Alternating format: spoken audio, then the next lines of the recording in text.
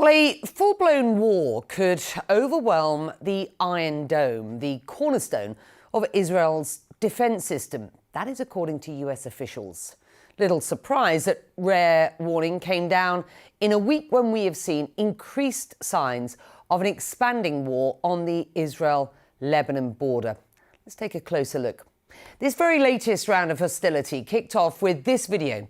9 minutes of purported drone footage released by Hezbollah showing civilian and military sites some 30 kilometers into Israeli territory. It reached as far as Haifa port, arguably one of Israel's most important economic lifelines. Reaction inside Israel was naturally fierce. The government reminded Hezbollah it would be destroyed in a, quote, all-out war, with the cabinet announcing it has approved in principle plans for an offensive in Lebanon, though putting plans into action, of course, is another story. Never one to sit back quietly, Hezbollah chief Hassan Nasrallah weighed in with his own televised speech, boasting that the group's growing capabilities and even taking a dig at the Mediterranean island of Cyprus, which he accuses of aiding Israel to prepare for potential war. Now, this is what you need to know. The Centre for Strategic and International Studies calls Hezbollah the most heavily armed non-state military in the world. Most estimates put it at having around 45 to 100,000 soldiers and upwards of 150,000 short, medium and long-range rockets. Well, for months we've been reporting on flare-ups along the Lebanese border and the spectre of a wider regional war. While both sides may want to avoid that, the reality is that in these situations, things can break loose from a single miscalculation. The longer this back and forth goes on, the more likely that becomes. So how expansive are Hezbollah's capabilities? And how much more than psychological warfare are we looking at this point? CNN's veteran Middle East correspondent Ben Wiedemann is in southern Lebanon to help us unpack all of this. Ben, let me start with the US voicing these concerns. I just want to remind our viewers the purpose of the Iron Dome system is designed to intercept incoming rockets with a range of up to 70 kilometers. Nasrallah on Wednesday boasting that his military had only used a portion of his arsenal, and here is more of what he said.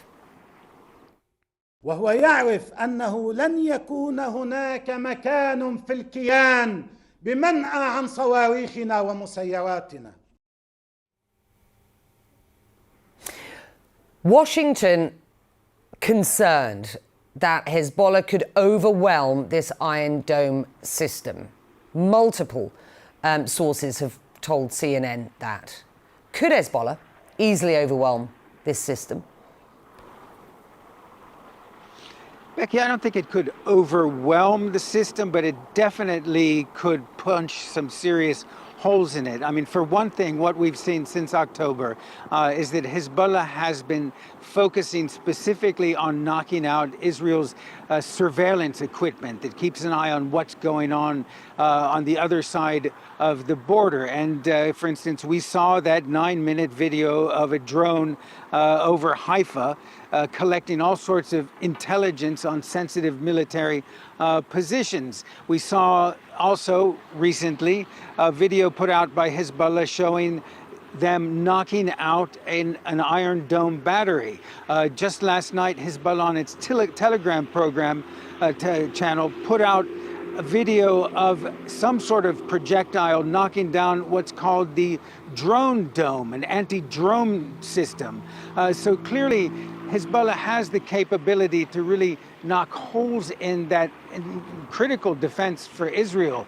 You know, back in May of last year, I covered a brief war between Islamic Jihad in Gaza and Israel, and I saw firsthand how effective the Iron Dome was in taking down almost every missile fired out of Gaza. The Israelis say the efficiency rate is 95.5%.